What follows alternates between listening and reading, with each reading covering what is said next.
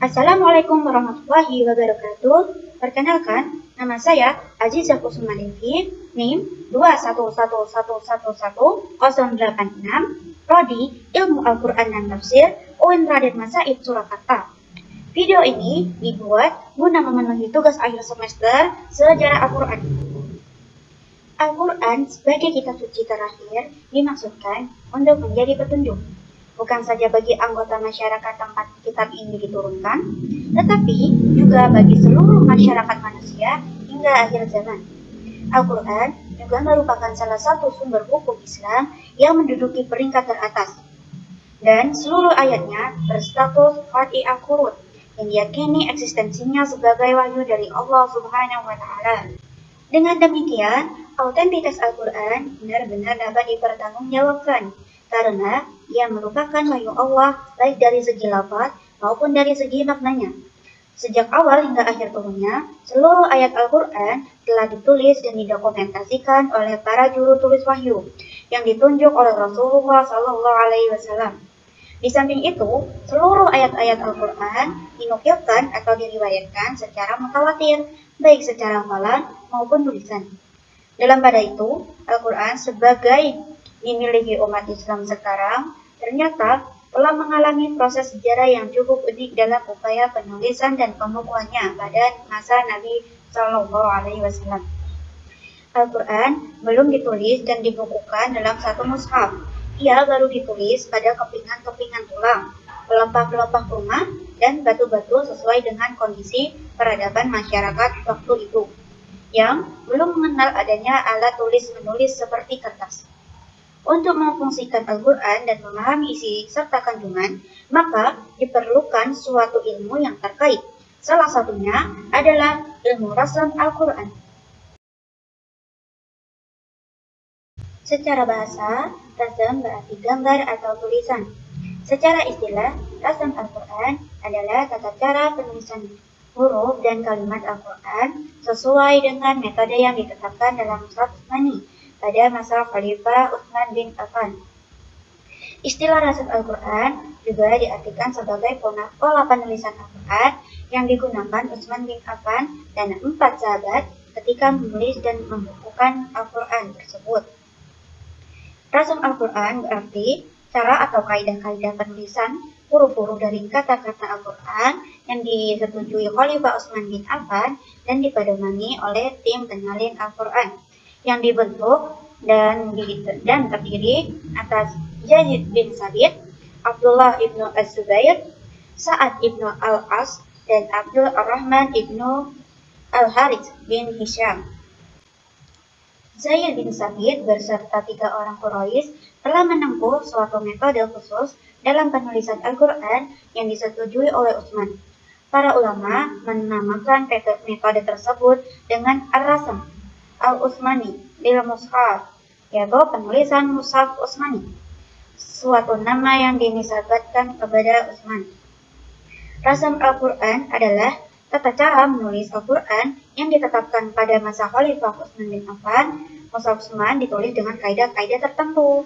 Berdasarkan beberapa definisi yang telah dijelaskan sebelumnya, dapat dipahami bahwa rasam Al-Quran adalah tata cara penulisan kalimat-kalimat dan huruf-huruf Al-Quran yang dilakukan oleh para sahabat sesuai dengan kaidah-kaidah yang disetujui oleh Khalifah Utsman bin Affan.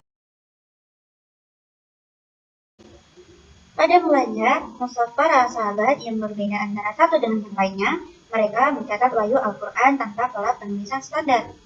Karena umumnya dimaksudkan hanya untuk kebutuhan pribadi, tidak direncanakan akan diwariskan kepada generasi sesudahnya.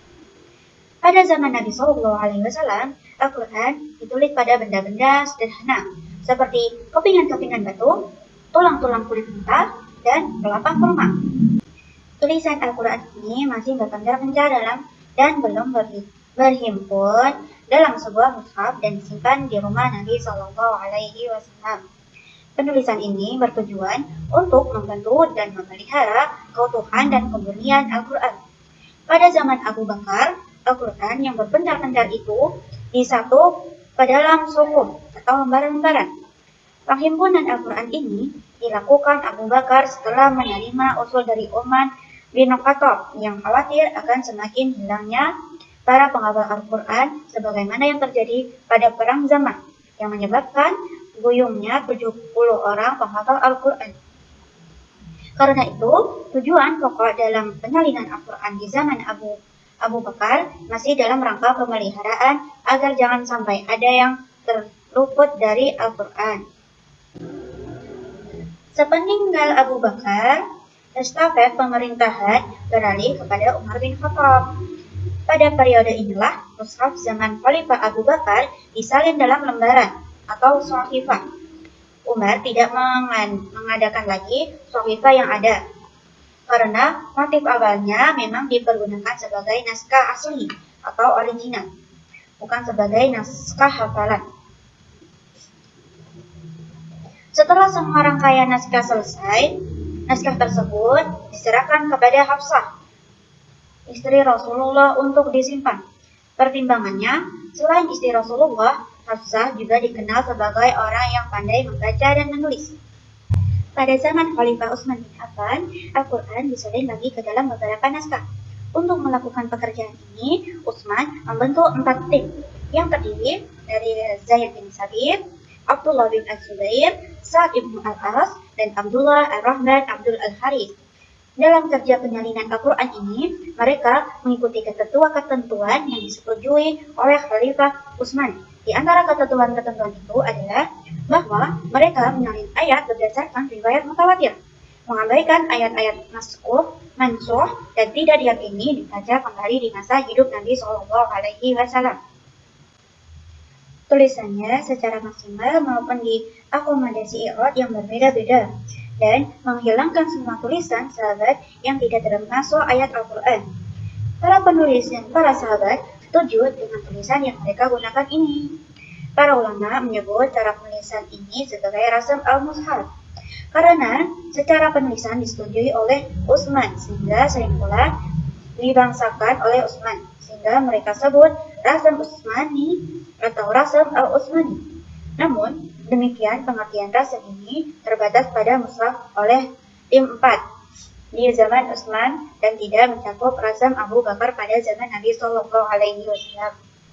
Bahkan, Khalifah Utsman membakar salinan-salinan mushaf tim 4 karena khawatir akan beredarnya dan menimbulkan perselisihan di kalangan umat Islam. Hal ini membuka peluang bagi ulama kemudian untuk berbeda pendapat tentang kewajiban mengikuti rasam Utsmani. Pada zaman Ali bin Abi Thalib terjadi proses perbaikan rasam Utsmani, karena seperti yang kita ketahui, mushaf atau rasam Utsmani tidak memakai tanda baca titik dan harokat, karena semata-mata didasarkan atas karakter pembacaan orang-orang Arab yang masih murni, sehingga mereka tidak memerlukan syakal dengan harokat dan pemberian titik. Ketika bangsa Arab mulai mengalami kerusakan karena banyaknya percampuran dengan bahasa non-Arab, maka para penguasa menganggap pentingnya dan ada formasi penulisan mushaf dengan harokat, titik, dan lain-lain yang dapat membantu pembacaan yang benar.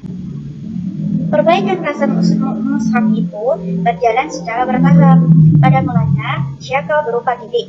Kemudian terjadi perubahan menentukan harokat yang berasal dari huruf, dan itulah yang dilakukan oleh Al-Khalil. Perubahan itu ialah fathah berupa tanda garis bujur di atas huruf, kasrah berupa tanda garis bujur di bawah huruf, dan dhammah dengan waw kecil di atas huruf, dan tanwin dengan tambahan tanda serupa. Alif yang dihilangkan dan diganti pada tempatnya dituliskan dengan berwarna merah. Hamzah yang dihilangkan dituliskan berupa hamzah dengan warna merah tanpa huruf. Pada nun dan tanwin sebelum huruf ba diberi tanda i'rab berwarna merah. Sedang nun dan tanwin sebelum huruf taka atau halak diberi tanda sukun dengan warna merah. Nun dan huruf yang diidghamkan tidak diberi tanda sukun, tetapi huruf yang sesudahnya diberi tanda syaddah kecuali huruf ta sebelum to, maka sukun tetap dituliskan. Rumusan yang telah dilaksanakan oleh tim penulisan Mushaf Al-Quran di bawah pimpinan Zaid bin Sabit atas kebijakan Sayyidina Utsman bin Affan yang lebih dikenal dengan istilah Rasam Utsmani. Para ulama meringkas kaidah-kaidah itu menjadi 6 istilah, yaitu yang pertama al-hazf, yaitu membuang, menghilangkan, atau meniadakan huruf. Nah, dalam penulisan Al-Quran ada beberapa huruf yang dibuang. Huruf yang dibuang diantaranya alif, waw, ya, lam, dan nun. Sebagai contoh, menghilangkan huruf alif pada ya ninda dari tanbih atau penulisan kata al-alamin dalam rasam ditulis dengan tanpa alif setelah huruf ain. Yang kedua yaitu al-ziyadah atau penambahan. Maksudnya dalam kaidah imla'i huruf-huruf tersebut tidak ada. Namun, dalam penulisan di Al-Quran dimunculkan walaupun tidak memengaruhi bacaan. Huruf yang ditambahkan diantaranya alif, waw, ya, dan ha. Sebagai contoh, seperti menambahkan huruf alif setelah waw atau yang mempunyai hukum jamak dan menambah alif setelah hamzah marsumah atau hamzah yang terletak di atas tulisan waw. Misalnya penulisan kata mulaqu rabbihim yang tidak disertai alif bentuk jamak. Yang ketiga yaitu al-hamzah. Hamzah ditulis dalam bentuk alif, ya, waw atau seperti kepala ain. Salah satu kaidahnya berbunyi bahwa apabila hamzah berharokat sukun ditulis dengan huruf berharokat yang sebelumnya. Yang keempat ada badal atau penggantian.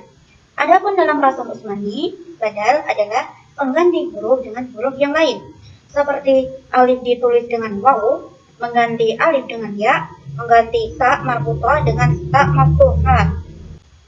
Yang kelima yaitu wasl dan fasl, penyambungan dan pemisahan. Yang dimaksud dengan wasl dan fasl adalah pemisahan atau penggabungan dalam tulisan. Istilah lainnya adalah maqtu dan mausul, namun maksudnya juga sama. Seperti kata kul yang diiringi kata ma ditulis dengan disambung, atau seperti pada kata anla yang di dalam rasam kadang ditulis disambung menjadi Allah. Nah, yang selanjutnya, yang terakhir yaitu nomor 6, penulisan salah satu dari dua qiraat yang tidak bisa disatukan penulisannya, atau bisa disebut ma fihi qiraataini wa kutiba ala iddahuma, atau kata yang dapat dibaca pada dua bunyi. Penulis kata yang dapat dibaca dua bunyi disesuaikan dengan salah satu bunyinya. Di dalam Mushaf Utsmani, penulisan kata semacam itu ditulis dengan menghilangkan alif. Misalnya, Maliki Yaumiddin. Ayat tersebut boleh dibaca dengan menetapkan alif, yakni dibaca dua alif. Boleh juga hanya menurut bunyi harokat, yakni dibaca satu alif. Contoh lain yang sederhana yaitu bacaan pada hafaz Quran surat Al-Baqarah ayat 132 yang dibaca wa waso karena mengikuti riwayat Qalun maka ditulis wa auso. Nah, itu tadi sedikit penjelasan dari saya seputar sebutan syukron alal ihtiman unzur maqala wa la tanzur maqala. Assalamualaikum warahmatullahi wabarakatuh.